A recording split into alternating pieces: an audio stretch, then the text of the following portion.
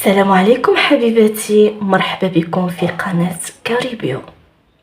اليوم جبت لكم البنات واحد الكنز من كنوز الطبيعة، لكن ماشي اي كنز، منتج كيجمع ما بين الريحة الغزالة الزكية وما بين النظافة البنات، وفوق هادشي كامل سنة نبوية.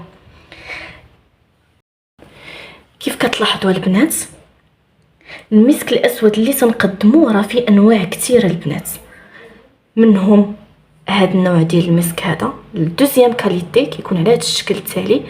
بالنسبه للبنات فاش كتسمعوا دوزيام كاليتي هذا ما كيعنيش بان راه الكاليتي ديالو عيانه، راه صراحه ما خرجتش باش نتقدى مسوك اخرى ونوريكم الفرق ما بين هذا وما بين المسوك الاخرى، ولكن الا طلبتوها مني في الكومونتير نقدر ندير لكم فيديو ونشرح لكم بالتفصيل على الانواع ديال المسوك، باش ما تغشوش البنات، لان راه المسك راه فيه انواع كثيره، ولكن كيبقى الجوده هي اللي كتحكم على البرودوي البنات.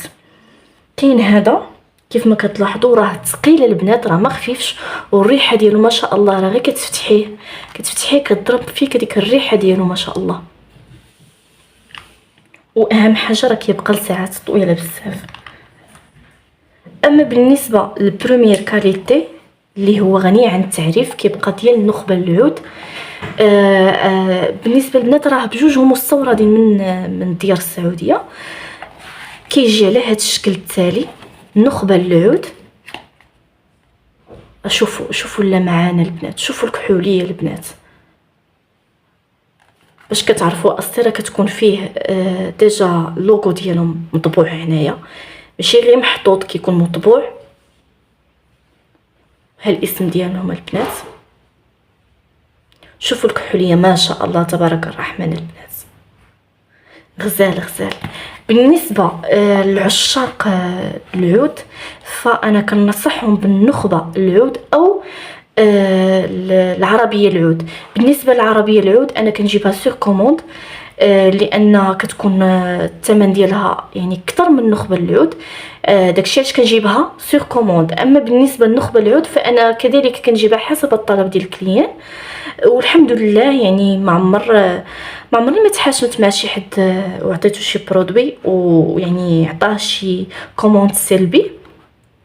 ولكن انا كنصحكم البنات تجربوا النخبه العود، راه خطيره البنات. بالنسبه اللي ما تيقدرش على الاثمنه ديال النخبه العود او العربيه العود فانا كنصحو بهذا دوزيام شوا. هذا راه البنات راه خطير حتى هو، اللي عنده يشري واللي ما عندوش يشري، كلشي تطيب، كلشي تولي فيه ريحه غزاله ما شاء الله. الا بغيتي تطبقي السنه وتستمتعي بالريحه الراقيه ما عليك الا تواصلي معنا على هذا الرقم هذا اللي غيبان لك في الفيديو.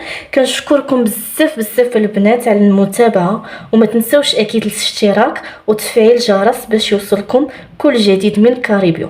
دمتم طاهرات انيقات ورائحتكم زينه معطره ما شاء الله بسنه النبي، والصلاه والسلام على سيدنا محمد.